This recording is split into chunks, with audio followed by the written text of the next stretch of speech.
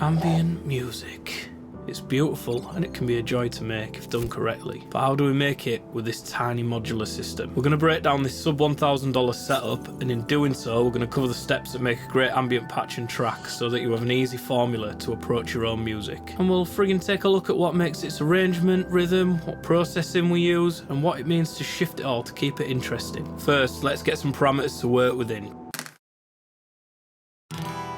Just because it's ambient don't mean it shouldn't be friggin' musical. So the tempo is going to be around 60 BPM for this genre, and you might even go slower than that, but I think that 60 BPM is quite a nice writing tempo for it.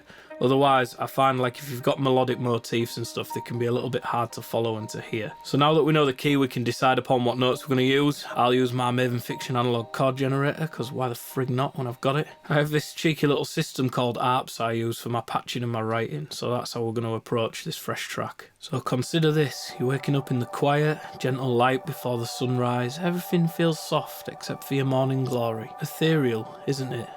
We're back on ambient now, by the way, not your stiffy. And just as the world friggin' slowly comes back into focus, this is similar to the understated induction of a piece of ambient music. It's emotions, laying the soft notes, and they slowly unfold as the track progresses. And with this genre, it's kind of all about emotion, really. That slowly brightening light that you've been told never to friggin' walk into. It's much like the gradual layering ambient sounds, gently building up, some intensity and some depth, crescendoing. But with that dawn also comes the mist, clouding your view, making everything look a little bit obscure and mysterious. It could also be the 8 pints, but we'll go with mist. That friggin' mist, it mirrors the dissonant or minor chords in the ambient music, adding a touch of melancholy or enigma to the emotional canvas. And as the sun rises, colour returns to the landscape, painting a silent picture full of feeling. And you've woke up with a massive ambient music. It's minimalist and it's subtle, yet it's full of emotional complexity. That's what I'm trying to say. I think it doesn't instruct you what to feel, but it just provides you enough elements to resonate with your state of mind. Contemplating joy, a serene melancholy, a peaceful solitude.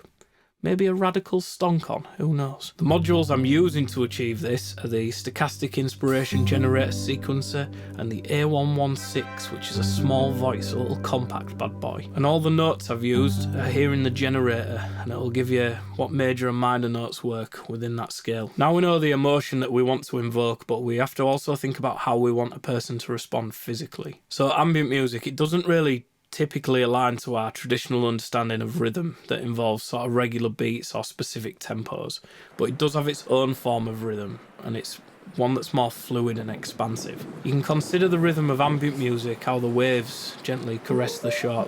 That was caressing the shore, by the way, not a prostate exam. So there's actually no need for a strict metronome-like rhythmic structure. I do like that though, so I've set this to a BPM, but you can instead just sort of use soothing repetitiveness, which is more difficult to say than it is to achieve. And just like waves hitting the shore, it kind of ebbs and flows, but each is unique in its speed and its size and the sound it makes upon reaching the shore. And those who don't live at the beach just imagine trapped wind or something. Similarly, in ambient music, the rhythm isn't marked by drums or percussive elements necessarily, but just the pulsating sounds or recurring motifs or cycles of tones at different intervals, which present like waves cycling in a sense in order with otherwise floating soundscapes. In terms of musical elements, the rhythmic in ambient music can manifest itself through oscillating synth patterns like what I've done today, and slowly phased drones if you like, or repetition of certain melodic fragments, or even natural rhythmic textures of environmental sounds like rain and wind and footsteps. And there are some incorporated into the music, and these subtle recurring elements sort of constitute that form of rhythm. And it's more like a heartbeat than it is a ticking clock in a lot of ways. So I've added some waves since I'm in Scarborough anyway, and waves are 10 a penny around this part, let me tell you. And this rhythm isn't intended to make you dance, to tap your feet. It's just there to immerse you deeper into the soundscape, and it may not even be perceptible at first really, but the slow rhythmic elements gradually become a part of the auditory experience and they anchor that listener to the piece. Now it's time to be like a friggin' skilled weaver. Is that what you call those? Weavers? Weaverers? Do we even still hand weave? I don't know, but that's what we're going to do anyway. Instead of threads though, it sounds from varied sources, like the melody you create or the smoothing rhythm of the waves and all that jazz that we spoke about. And each of these is waiting to be woven into a friggin' tapestry of sound. And what that means to us is we're going to process the raw sound, alternating overlaying effects to tint each sound, if you like, and give it its own emotional hue. And just like those friggin' threads, some move to the foreground, others to the background, and this kind of replicates how the sounds are layered. And with this track, it's held together by its primary melody, but there's other things there that provide texture and backdrop, and the sounds kind of ebb and flow and disperse and return. Just like those freaking waves we spoke about earlier. You have to ask yourself where you want things to sit within that sonic space. So picture a stage and all the instruments laid out. It's really intentional, even how far back the instruments are sat in comparison to the next instrument.